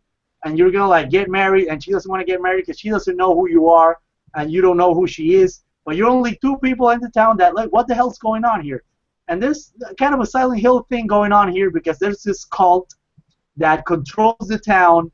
And it's like the game was in the 90s, right? Yeah, it's 1996. It's based on that time, but people are like brainwashed watching TV and by the cult. But the TV is like the 60s, like small TV and the black and white thingy. You should really check it out. Also, the game you should like be saving every 5 seconds because anything you do will get you killed. You would die in the most gruesome ways. And it's a pretty hard game. It's like Legend of Monkey Island of survival horror. And I'm not kidding. I'm really. So Monkey Island, and you can kill children, and you have amnesia. That sounds pretty good. Yeah. Yeah. I like that. And the last one I want to talk about real quick is, let me see. Oh yes, the last one. It's Haunting Ground. I mean, yeah, I was hoping that was one of the ones you were going to talk about. Yeah, that's another cool game that it doesn't get cooler than that. You get to play as Wolfgang Krauser, my dog. Nice. And so yes, you're using this girl, and you get to the dog helps you like to solve puzzles and defends you from enemies. And well, yeah, it's another hidden gem. PlayStation 2 is full of hidden gems. I don't remember when this game came out, what was happening at the time. But it got buried away. Not many people know about it. and it's an old game. Well, actually, this game is expensive too. When I got it, it was like 40, $50 on eBay. I don't know how much is it now, but I recommend this game. It's different. It's another take on the survival horror thing, and it reminds me of Shadow Dancer because you have this dog. But anyway, yeah, that's it. That's one of the few games I wanted to talk about. And if we keep talking about survival horrors, we left so many out. We'll be here forever talking about survival horror. We can do another one of these guys. You know, we can do another one. It's okay. We could probably do a whole series on survival horror. It's a genre of games that's since the 32-bit era is just fucking exploded and fucking amazing. It's died down in recent years. It's coming back. You, Andrew, spoke really highly of Alien Isolation. The Evil Within is pretty awesome too. I have to play that one. Yeah, it's pretty good. I've heard good things. By the way, guys, just one quick thing. Now that Andrew said that many other games are could be survival horror, is Splatterhouse survival horror? I'm not. That's more of a action beat 'em up. It's a beat 'em up title. Okay. Continue. Proceed. Please proceed. Well, I don't know. It's the current state of survival horror is a little. I don't know. I mean, with the new Fatal Frame is slated to get a U.S. release on the Wii U. That's very cool. Not a whole lot of people too happy about the cancellation of Silent Hills. I know there are petitions and things like that going around. That's something I'd like to see. I played the demo. I thought the demo was pretty fun, pretty cool, creepy. Some people shat on it. Some people that shall remain unnamed. But I still thought it was pretty cool, and it's kind of unfortunate that it may or may not get a release. May not being the more likely. But we've been doing this for almost a couple hours now, sitting here talking about our favorite survival horror games. So, guess we'll go ahead and wrap it up now. I want to go ahead and thank everybody who joined us and left their comments and questions. We definitely enjoyed having you here, and we hope you enjoyed watching us. And then again, also thank you to my two best pals, always joining me. From the East Coast, he is the Metal Machine. He is Andrew, the RPG Machine 86. Thank you for being here, sir. Thank you for going through hell and high water to join us. I'm so sorry to everybody that had to wait. Like, we are late because of me. It's not. I had to clean toilets at work. It was awesome. Yeah, sucked. Yeah. My day sucked so bad, but this made me feel so much better. So thank you guys so much for putting up with the bullshit. And I'm sorry you didn't get to see me go Super Saiyan, but it happened. There's a man who suffers for his art, and well, another man who suffers for his art. You've seen him. He's gone through fucking tables and fucking glass light tubes and all kinds of horrible shit. He's the #1 pro wrestler in all of Panama. He's the forger of pain. He's a heck of a nice guy. Karkamo, thank you for being here tonight. So anyway, yes, I want to thank you all for being here in the Kid Shoryuken channel. And I want to thank, well, obviously I want to thank Jim. I want to thank the RPG Machine 86, Andrew, for being here. Yes, too bad he didn't lose his shit again. Because that would have been a bit. That would have been a hell of a bit. Yeah. And yes, always next time. I don't know, Jim, if I know we've gone along, but we have maybe 5 minutes or 2 minutes each to talk about the things we're working right now on YouTube real quick. Oh, do it. Go ahead, man. Let it fly. Okay, well, I want to go first. Anyway, I'm doing right now, well, as you can see, I had the green screen. I'm working on some Let's Plays. I don't want to say which ones right now because, I mean, that's, I'm working in advance. But what I do have for this week is the unboxing of the Marvel Collector Corps. And that's another reason why I'm going to still be bankrupt, because that's another subscription box. I wish they stopped making these, but they're freaking awesome, and I just couldn't say no because this one has the Hulk Buster. And anyway, I did something. I bullied myself to the movie theater, and I did the unboxing. You'll see if you go to karkamo.com, you'll see that I'm talking about what's coming. That's coming on Monday. That's gonna be on Monday.